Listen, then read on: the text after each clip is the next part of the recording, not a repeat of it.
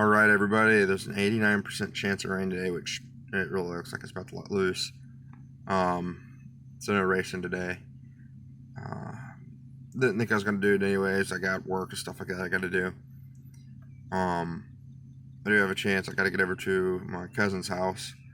We're going to work on his go-kart. We're going to try to get the go-kart stand fixed so we can actually use it, mobility, move it around, get it cut, reweld it up, and maybe pull the heads off of these motors and put new valve springs in them.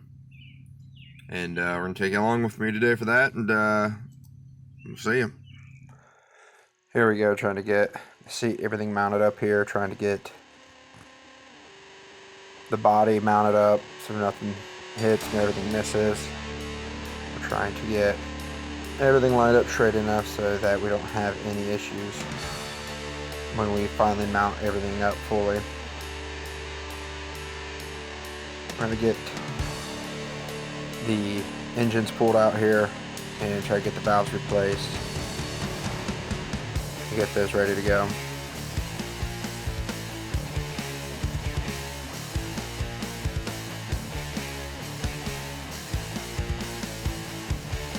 Got Scott trying to get his fuel tank mounted to the actual mounting bracket, getting it marked out, ready to roll, get some holes drilled.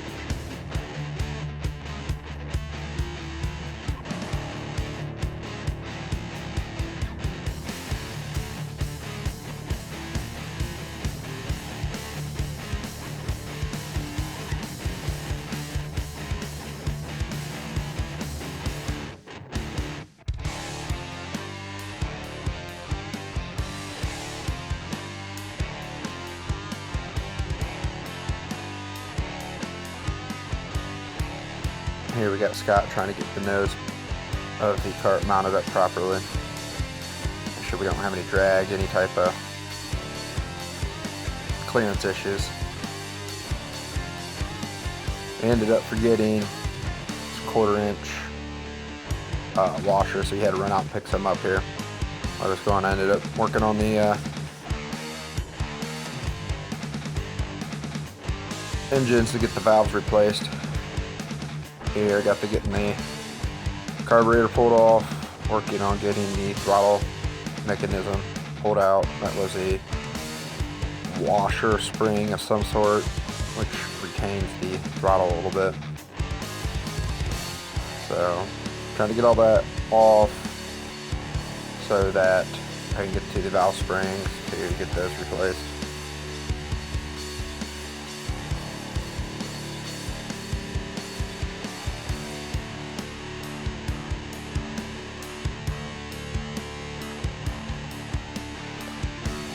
At this point I decided that it was probably easier for me to actually remove the whole head itself, seeing that these motors haven't been ran yet, so the head gaskets and everything in there we knew was still going to be good if we took it off and put it back on. And removing valve cap.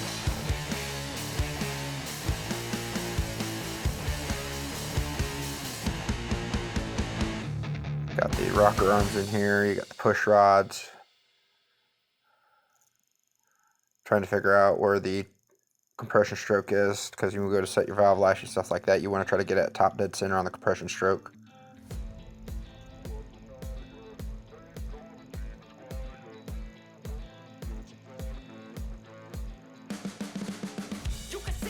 Realizing that need to remove pretty much everything to get to the actual head to get it off.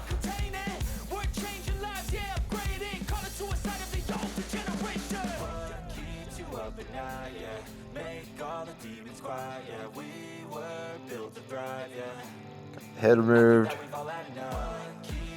Make sure the guide pins are in there properly.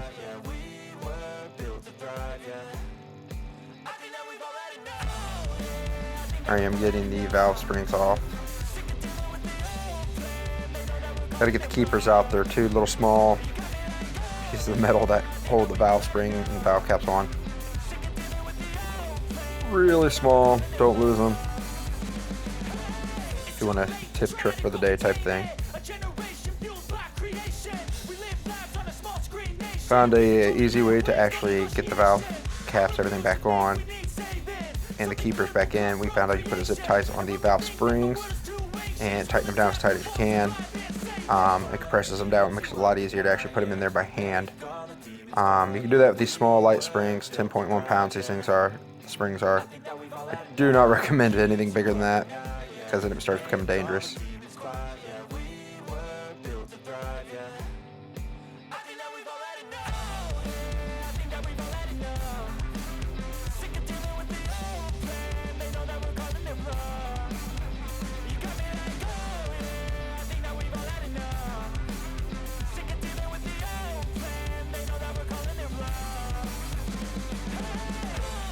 I'll do a video in the future about the breakdown of these motors and what's what, how to check stuff, everything. Getting the head torque back down should be 17 foot-pounds.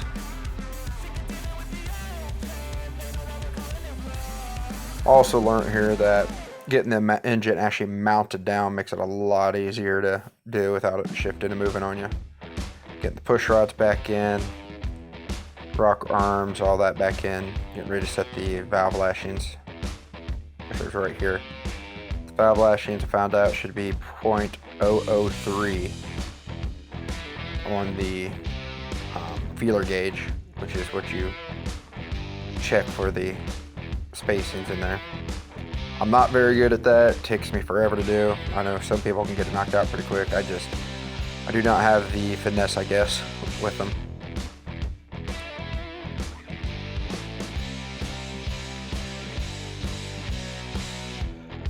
Getting the valve cover back on, we ended up drilling a hole in the valve cover, a little barb sticking out there, you can kind of see behind that hose, to install a pulse pump on this motor. The pulse pump works off of the valve cover. When it engine's running, it builds up air inside of the crankcase that pulses air pretty much, like a fan almost. Gets moving a lot in there, moves air, which will cause a pulse, which will cause the pump to actually pull fuel into the carburetor, which will help me not starve the carburetor or the engine of fuel, and I shouldn't have any issues like that anymore with it spit and sputtering.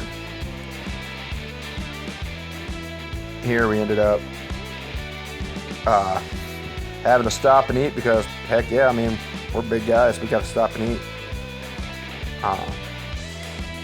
Pizza break, back at it, boys. He ended up getting the body mounted up and getting all the bolts in there. We're trying to check the spacing between the bottom of the bolts and the tires. We're trying to get it so they're not rubbing and possible puncture the tires. It is a tight fit,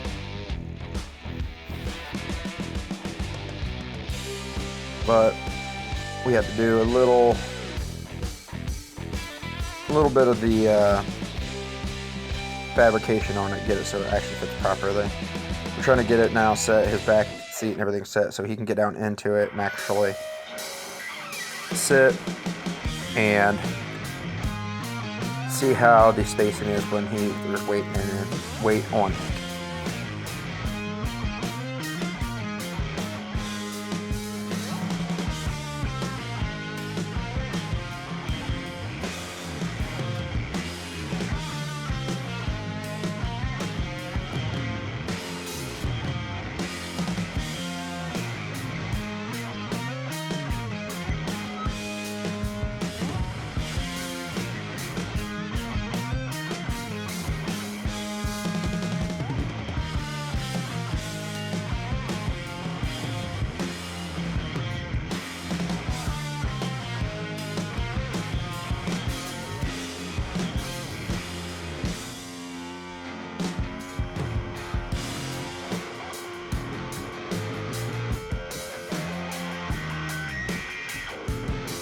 In there checking spacings, we had just the width of your finger in there to see if it would hit or not. I was trying to get the tire set to a rough what air pressure it would be so that I could see if there was any closer or not. We ended up having to pull out, I think, 2 or 3 washers on the bottom side of his spindles and move them to the top, so we'd move it down a little bit so that we'd have about 1/8 inch to a 1/4 inch. I think it ended up being about a 1/4 inch gap between the bolts and it ended up being fine. Finally ended up getting to the point of working on the goat cart stand. Before it was 2 set wheels, no pivoting wheels. So we're getting rid of the front 2 solid wheels and we're mounting up the pivoting wheel so we can actually use it there and move it around without fighting with it. He's getting it cleaned up, ground down. I'm getting the holes drilled out for the actual mounting brackets to the wheel, and he's going to end up getting welded up.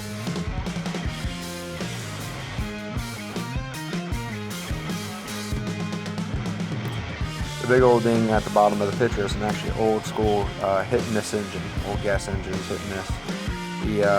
Because Scott enjoys, I think he's got half a dozen or so. That's it's one of his side projects that he enjoys to do a lot. So anybody watching these that enjoy that stuff, put a comment in, say something. He loves talking to you guys.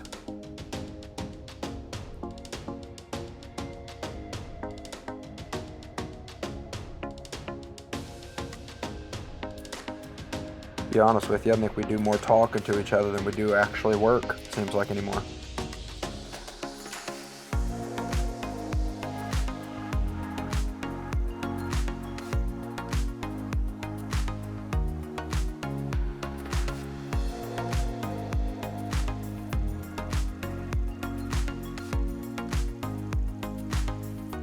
We ended up starting the day at like 2 o'clock and ended up finishing at, I think, midnight or something like that. I know the top left corner has a barcode or date and time on it, which is not even close to being correct. So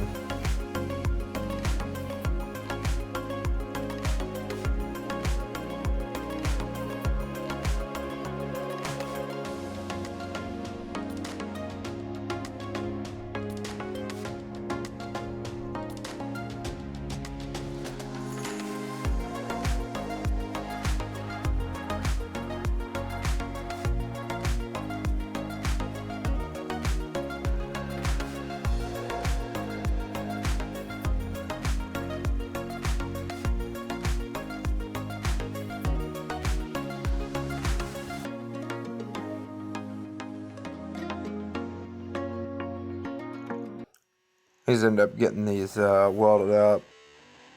We ended up having an issue with the actual welder here.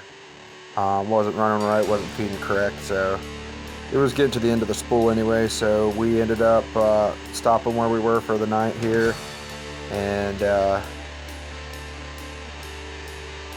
he went and got a new roll, and he was going to finish it later on this week.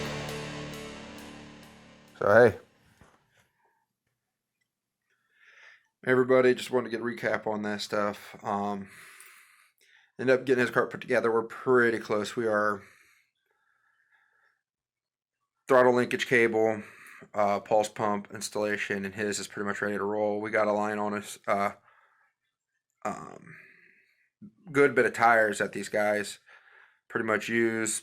They start wearing a little bit, they chuck them, so we're able to get a hold of these for a decent price. Then get all that set. His cart's ready to roll. My cart has got to get a throttle linkage cable, pulse pump stuff out of mine. He ended up getting the cart, ended up finished up the next day because I went out and picked a new spool of wire up and got it all welded up. So all that's done, ready to roll. So hey, appreciate everybody watching. Appreciate the support. Anything in comments you guys want to say, think of, or anything we ought to do, hey, tell us. We'll see what we can do. And if anybody out there has got a track that they like around the Northwest Ohio area, we're about 3-4 hours away. I mean, hey, give us a heads up. We'll come down and race that and see what it's like. We've only ever raced here at Crattersville, and hey, we're all more than willing to go out and experience other tracks, try to learn. So appreciate everybody watching. See ya. Thanks.